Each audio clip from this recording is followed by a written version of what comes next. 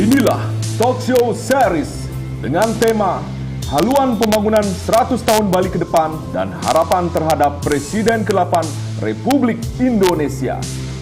Dengan narasumber Profesor Dr. DRH Imadi Damriase, akademisi Rektor Universitas Hindu Indonesia. Prof, ini kan tadi sudah dijelaskan dua narasumber kita mulai terang lah, karena para mahasiswa generasi muda perlu tahu ya, apa yang ingin dicapai sebenarnya dari 100 tahun haluan pembangunan Bali. Terutama tadi bagaimana kita bisa mempertahankan supaya Bali tetap Bali. Ya, silakan Prof. Terima kasih.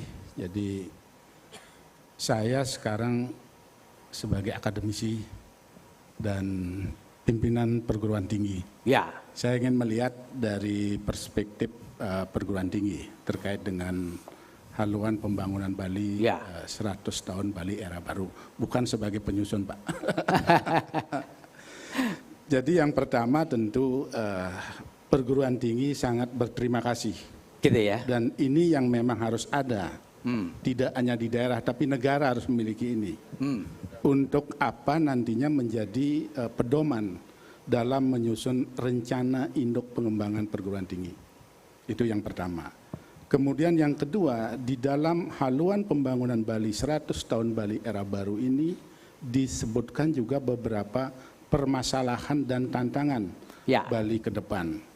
Dan ini merupakan bahan untuk kami di perguruan tinggi mendesain, menyusun peta jalan agenda riset di perguruan tinggi. Ya. Karena ada dua output penting yang dihasilkan oleh perguruan tinggi. Yang pertama, sumber daya manusia yang berdaya saing dan relevan. Nah, relevansi ini sangat penting.